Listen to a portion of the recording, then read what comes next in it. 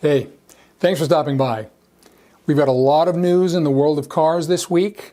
We've got news on the Hellcat. We've got news on California, trying to determine for the rest of the United States what's good regarding emissions and electric vehicles and so forth. We've got the big NADA, the National Auto Dealers Association conference going on in Vegas this week, and a whole lot more. But first, before we get to that, if you haven't already done so, please subscribe to my channel, hit the notification bell, and like this video. So let's get right to it. First of all, the 22 Dodge Challenger Hellcat manual transmission may be a thing of the past. The manual transmission has been available for Hellcats since its inception in 2015. It has not been available on higher level Hellcats, such as the Hellcat Red Eye, but it was available on the Hellcat and some of the lower Challengers, even the 392 Challengers, the Scat Packs. But according to Motor Trend, which reported this out this week, on the Mopar, the Dodge Challenger website, the manual transmission option has been removed. So we're not sure why. It could be because what they need to do every so often, they need to recalibrate the emission standards, the emission stuff, and on the powertrain control module. It could be something like that, the PCM, the powertrain control module. But again, they haven't said 100% what the problem is. Hopefully this isn't the end. If they do recalibrate, are they going to bring back the manual transmissions? We're not sure. They're so much fun. They haven't been big sellers, actually. It's because the 8-speed ZF transmission on the Hellcats has been such a fantastic transmission. When I bought my Hellcat in 2015, I really had to ponder if I wanted a manual transmission, which is a 6-speed, or the 8-speed ZF. The 8-speed ZF was such a fantastic transmission. It's got paddle shifters, so you can kind of manually shift. I've always had manual transmissions, so I really had to think about it, but I ended up going for the ZF automatic transmission. This could have been, people like me who usually have manuals who went for the automatic. It could be one of the reasons that there aren't a lot of manual transmission Hellcats out there. And again, hopefully this isn't the end, but if they do have to go to an expense to recalibrate, do they want to bring the manual transmissions back? We don't know. So we'll just have to wait and see. I hope they do come back, because again, they're so much fun. I have driven them. I've driven the manual transmission Hellcats on the track. And again, I hope they're still going to be available. Second thing in the news is the Biden administration has restored California's power to set car emission standards. The CARB, the California Air Resources Board, is basically California's version of the EPA, and they set standards that are a whole lot more stringent and radical than the rest of the United States. And because it's the largest car market in the country, California is, then the car companies many times just go to the California standards. Also, there are 10 other states that have decided that they're going to go to the California standards and require that cars sold in their states are California compliant.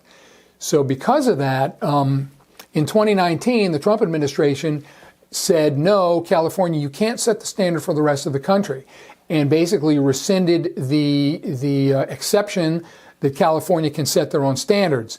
But again, the Biden administration this week has reinstated California's ability to set their own standards, their emission standards for cars. And again, that has a ripple effect throughout the country. They also set standards in California for how many EVs, the percentage of EVs that will be sold in the state, and when California will be 100% EV. In other words, when internal combustion engines will no longer be available to purchase new in California, and I think it's in 2035, if I'm not mistaken. In any event, that is news that is big news in the car industry. So we'll see what happens with that. We'll see if that sticks for a while, but in the meantime, car companies are going to that standard. They're going to have to. The other thing in the news is Honda and Sony are in the process of developing and selling EVs. And they want to target 2026 for the date they first bring their joint effort car to the market. So again, it's just more of what I've been saying, that EVs are so homogeneous. They're basically, the drivetrains are going to be used in many vehicles, and the only difference from vehicle to vehicle will be the body, the coach work, the interiors, and all the things they put in there. But for the most part, the drivetrains are not going to be exciting the way they have been. You know, Ford has their own exciting drivetrains.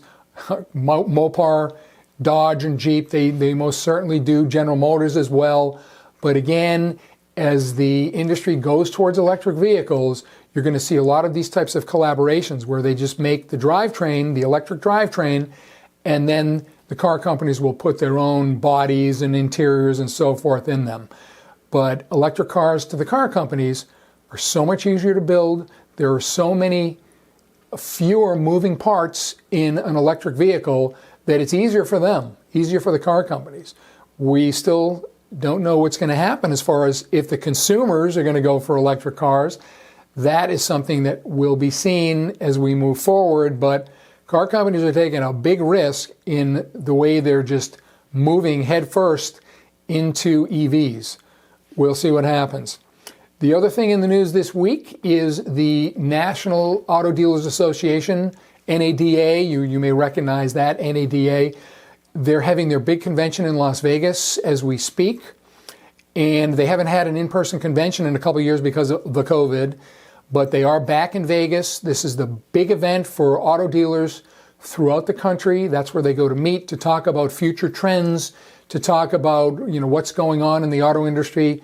And so far, the news out of NADA is that EVs are really what's driving this year's NADA convention. And that's all the buzz in as you would expect, in the car industry. So again, even the car companies are pushing to the dealers that, hey, you better be ready for EVs. There are, you know, conflicting models on how they're going to sell EVs moving forward, and if EVs are going to be profitable for the dealers. And, you know, there's also talk, I know Ford is talking about it, they're, as I've mentioned previously, they're splitting off into two different divisions. They're going to have their E division, their Ford E division, and they're also going to have their Ford Blue division, which will be internal combustion engines. They also may have different models for selling Fords. They may have a traditional model for internal combustion engine for dealers, and they may have a different model for the new electric vehicles that Ford will be making available. So again, that's something that's in development. That's something they discussed at the National Auto Dealers Association meeting in Vegas, and we'll see what happens. That's about it in the world of cars this week. Again, please, if you haven't already done so, subscribe to my channel, hit the notification bell, and like this video, and we'll see you next time. Take care.